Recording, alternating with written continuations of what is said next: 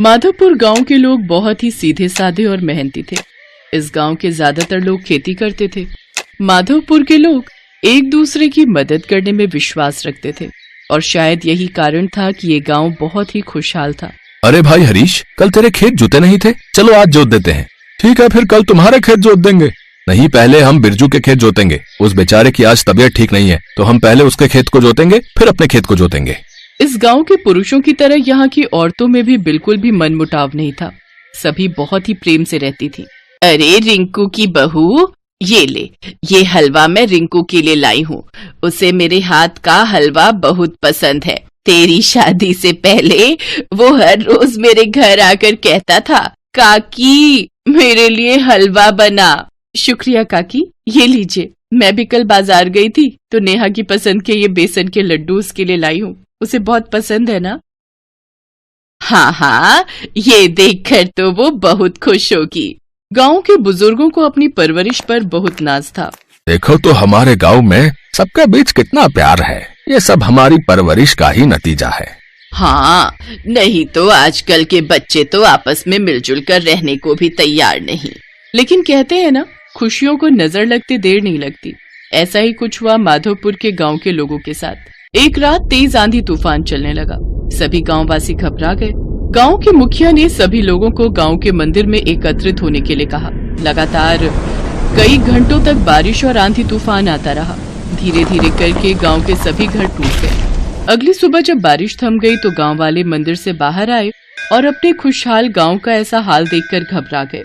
ये क्या हो गया भगवान? तुझसे हमारी खुशी देखी नहीं जाती क्या भगवान? हाँ। अब हम क्या करेंगे? हम सबकी फसल तो खराब हो गई। हम यूं ही हार कर नहीं बैठ सकते। हमें अपनी परिस्थिति को बदलना होगा। गांव वाले जानते थे कि उन्हें मिलजुल कर काम करना होगा। मैं और हरीश खेतों में जाकर देखते हैं। जो कुछ भी होगा वो हम समेट लेते हैं। और अभी तुम और रामू काका जंगल से लकड़ियां बटोर कर ले आओ। हम औरतें तब तक कुछ खाना बनाने का इंतजाम करती हैं। हरीश और बिरजू खेतों में चले गए और वहाँ से कुछ अच्छी फसल ले आए, जबकि रवि और रामू काका मुखिया के साथ जंगल चले गए लकड़ियां लाने। मजबूत घर कैसे बनाए कि जिससे दोबारा ये परेशानी ना हो? बेटा, हमारे जमाने में तो बांस के घर हुआ करते थे जो कि काफी मजबूत रहा करते थे।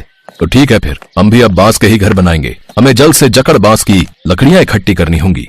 अरे वाह, इतने सारे बांस के पेड़! इससे तो हम पूरे गांव में बांस के घर बना सकते हैं। इसके बाद उन्होंने बांस को काटने का काम शुरू किया, लेकिन बांस काटने में उन्हें काफी समय लग जाता है। कई घंटे बीतने के बाद भी वो कुछ ही बांस काट पाए थे। आखिर में वो तीनों एक बड़ा मोटा सा बांस का पेड़ काटने लगे, लेकिन पेड़ आधा ही कटा था कि उसमें से खून बहने लगा। उन लोगों को उसमें से किसी औरत के रोने की आवाज आने लगी। मुझे मत काटो, मुझे बहुत दर्द हो रहा है। हमें क्षमा कर दीजिए, हम किसी को भी चोट नहीं पहुंचाना चाहते थे। तभी उनके सामने बांस पेड़ की देवी प्रकट हुई। देवी ने सबसे पहले उस बांस के पेड़ को ठीक किया। उसमें से रोने की आवाज थम गई। रोने की आवाज से तुम सब थम गए। इससे ये पता चलता है कि तुम अच्छे इंसान हो। ये कोई आम बांस का पेड़ नहीं है, बल्कि ये जादुई बांस का पेड़ है। जब तक ये इस जंगल में है, इसका संतुलन बना रहेगा। अच्छा हुआ हमने इसे पूरा नहीं काटा, वरना हमसे बहुत बड़ा नुकसान हो जाता। देवी माँ, हमारी मजबूरी है। कल रात की बारिश में हमारा सारा गांव तहस नहस हो गया, इसीलिए हम बांस की लकड़ियां लेने आए थे। मेरा आशीर्वाद है, तुम्हें जब भी बांस की लकड़ियों की जरूरत होगी, वो अपने आप तुम्हें अपने गांव के बाहर मिल जाएंगी। लेकिन इसके लिए तुम्हें एक वचन देना होगा। तुम इस जंगल के रहस्य के बारे में किसी को भी कुछ नहीं बताओगे। हम तीनों वचन देते हैं। बांस की देवी को वचन देकर वो लोग वहाँ रखे बांस उठाकर वापस लौट आए। फिर अगली सुबह उन्होंने देखा कि उनके गांव के पास बहुत सारी बांस की लकड़ियां कटी हुई रखी थी। अरे वाह, इतना तो हम सब गांव वाले मिलकर भी नहीं काट सकते थे। धन्यवाद बांस की देवी। इसके बाद सभी ने वो लकड़ियां उठाई और एक एक कर सभी के बांस के घर बनाने लगे। ये लो काकी, आपका घर तैयार है। भगवान तुम सबका भला करे बेटा। फिर एक एक करके सबके घर बनकर तैयार हो गए। हमने सोचा भी नहीं था कि इतनी जल्दी हम इस समस्या से उभर पाएंगे। ये सब गांव वालों की मेहनत का नतीजा है। इसके बाद वो सभी खुशी खुशी अपने घरों में आराम करने चले गए। लेकिन उसी रात को फिर आंधी तूफान आ गया। हे भगवान, एक बार फिर हम गरीबों को ये तूफान की मार झेलनी पड़ेगी। लेकिन मुखिया जी ने जब बाहर झांक कर देखा तो बाहर तेज आंधी तूफान तो था, लेकिन गांव में सभी के बांस के घर सुरक्षित थे। ये देख वो बहुत खुश हुए। ये देख सभी गांव वाले हैरान थे, लेकिन इसका असली राज तो केवल रामू काका, रवि और मुखिया को ही पता था। अगले दिन सभी गांव में ये चर्चा फैल गई। आखिर ये कैसे हो सकता है? कल रात का आंधी तूफान तो पहले से भी ज्यादा जोरदार था, लेकिन फिर भी हम सबके घरों को कुछ नहीं हुआ। अब कितना भी तेज आंधी तूफान आए, हमारे घर को कुछ नहीं होगा। अच्छा, लेकिन वो कैसे? हमें माफ करना गाँव वासियों, हम किसी को कुछ नहीं बता सकते। हमने किसी को वचन दिया है। अब सभी गांव वाले ये जानकर खुश थे कि उनके बांस के घरों को अब कुछ नहीं होगा। अब उनका पूरा गांव बांस का गांव बन चुका था। बांस की जादुई लकड़ी से बना गांव अब पूरी तरह सुरक्षित था।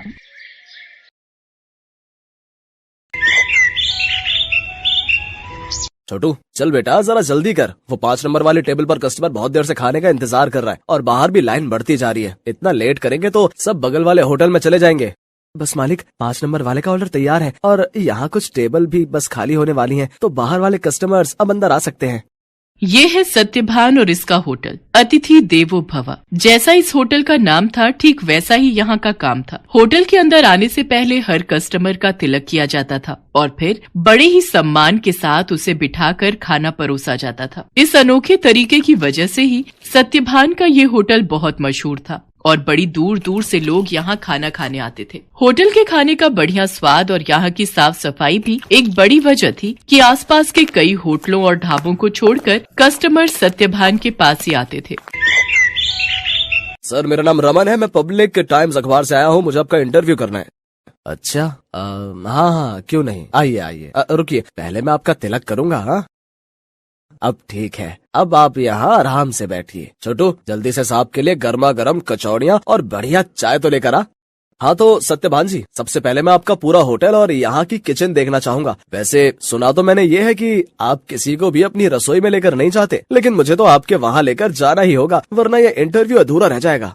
अरे बस वो बात ऐसी है कि आप तो जानते ही हैं, होटल के बिजनेस में सारा खेल खाने में इस्तेमाल होने वाले मसालों और रेसिपी का ही है और यहाँ मैंने और मेरे साथियों ने बड़ी मेहनत से ये सब तैयार किया है। अच्छा, लेकिन आपके यहाँ जो लोग काम करते हैं, मतलब आपके साथी, अगर उनमें से किसी ने धोखा दिया तो?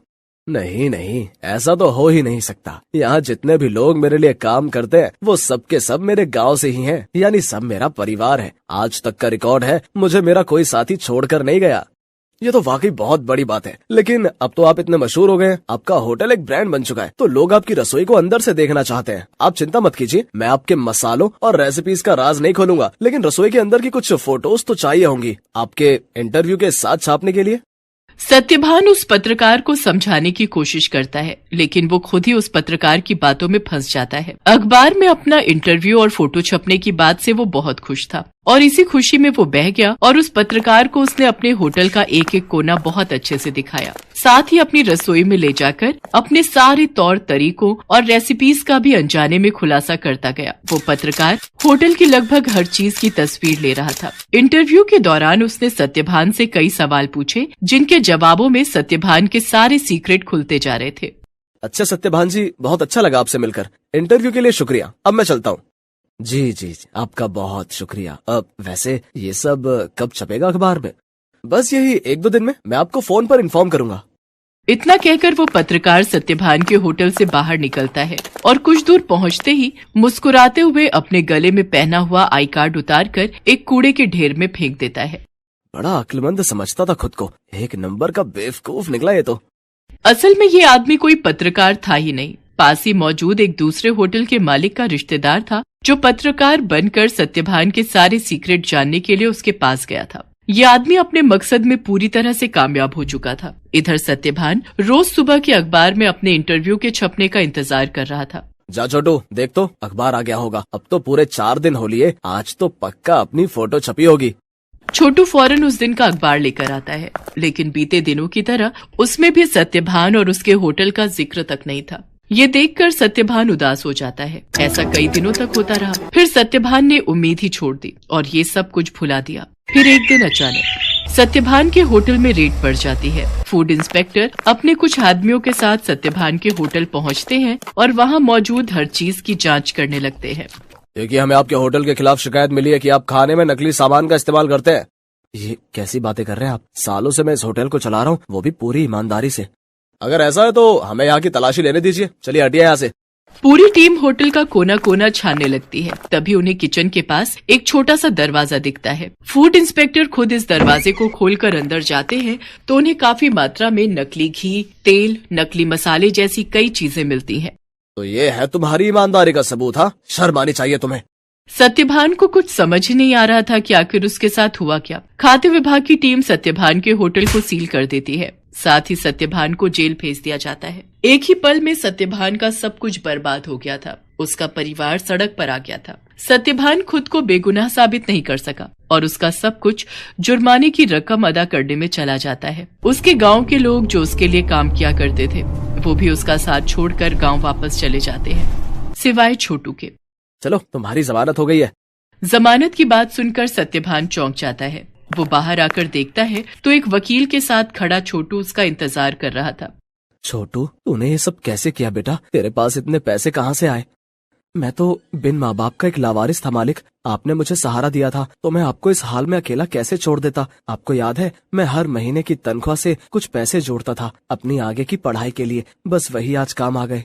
छोटू की बात सुनकर सत्यभान की आंखों में आंसू आ जाते हैं और वो छोटू को गले लगा लेता है। लेकिन अभी भी सब कुछ ठीक नहीं हुआ था। शहर भर में सत्यभान का नाम खराब हो चुका था। इसलिए सत्यभान अपने परिवार और छोटू के साथ शहर छोड़कर अपने गांव चला जाता है। वहाँ बांस के बड़े बड़े जंगल थे जिनके बीचों बीच एक छोटी सी झोपड़ी बनाकर सत्यभान और उसका परिवार रहने लगता है। सत्यभान के पास गुजर बसर के लायक भी पैसे नहीं थे, इसलिए उसे कुछ तो करना ही था। तभी एक दिन उसने गांव के एक बच्चे को एक आधे कटे बांस में कुछ खाते हुए देखा। सत्यभान उस बच्चे के पास गया और उससे बोला, बेटा, ये क्या खा रहे हो? ये हरे बांस का अचार है और ये रोटी है। ये बर्तन, ये भी बांस से बना है। वो यहाँ गांव में बांस ही सबसे ज्यादा उगता है ना, तो हम लोग इसी का ज्यादा से ज्यादा इस्तेमाल करते हैं।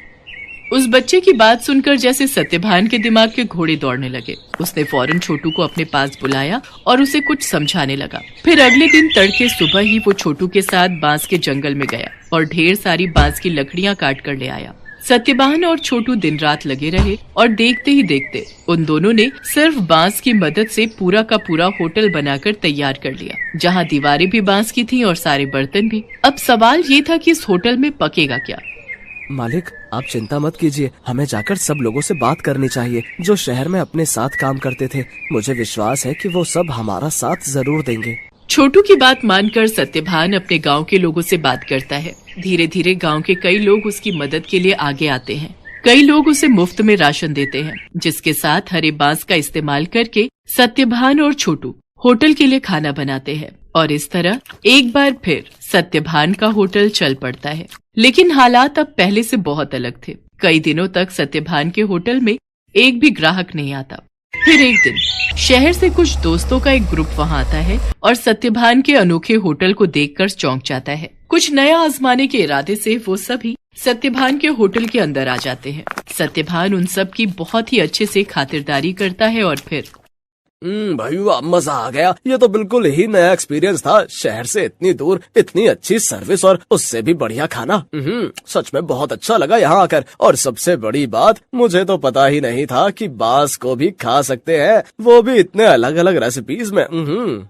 सत्यभान के खाने और अलग किस्म के होटल की तारीफ वो सभी दोस्त अपने दूसरे दोस्तों से जाकर करते हैं, जिसके चलते और भी लोग खास तौर पर सत्यभान के होटल में खाना खाने वहां पर आते हैं। सत्यभान की सर्विस और खाना बहुत जल्दी अपना पहचान बना रहा था। लोग शहर के हाई फाई होटल छोड़कर सत्यभान के पास गांव में आ रहे थे। धीरे धीरे सत्यभान की गाड़ी पटरी पर आने लगती है और उसके पुराने साथी जो गाँव में ही थे वो भी उसके पास काम पर लौट आते हैं। मालिक, भगवान की दया से अब सब ठीक हो रहा है, लेकिन अब तक ये समझ नहीं आया कि आखिर वो सब नकली सामान उस दिन अपने होटल में आया कहाँ से। ये पहेली तो सच में सुलझानी ही होगी छोटू। मुझे लगता है मुझे कुछ करना चाहिए। सत्यभान के पास अब इतने पैसे जमा हो चुके थे कि वो अपने खिलाफ रची गई साजिश की जांच करवा सकता था। वो अपने केस को रीओपन करवाता है और एक प्राइवेट डिटेक्टिव की मदद से सारा सच बाहर निकलवाता है। असल में रमन जो सत्यभान के पास पत्रकार बनकर आया था, ये सब उसके और उसके रिश्तेदार की सांठगांठ थी, जो सत्यभान के पुराने होटल के पास ही अपना होटल चलाता था। साथ ही सत्यभान की तरक्की से जलता भी था। रमन के द्वारा जुटाई गई जानकारी की मदद से ही वो सारा नकली सामान रातों रात चुपके से सत्यभान के होटल के अंदर पहुंचाया गया था। प्राइवेट डिटेक्टिव ने सारे जरूरी सबूत जुटा लिए थे, जिनकी मदद से दूध का दूध और पानी का पानी हो गया। दोषियों को सजा मिली और सत्यभान को उसकी खोई हुई इज्जत। शहर में मौजूद सत्यभान की सारी संपत्ति उसे वापस मिल जाती है, जहां सत्यभान फिर से अपना होटल शुरू करता है, लेकिन बिल्कुल नई थीम, नए तौर तरीकों और नई रेसिपीज के साथ। Thanks for watching.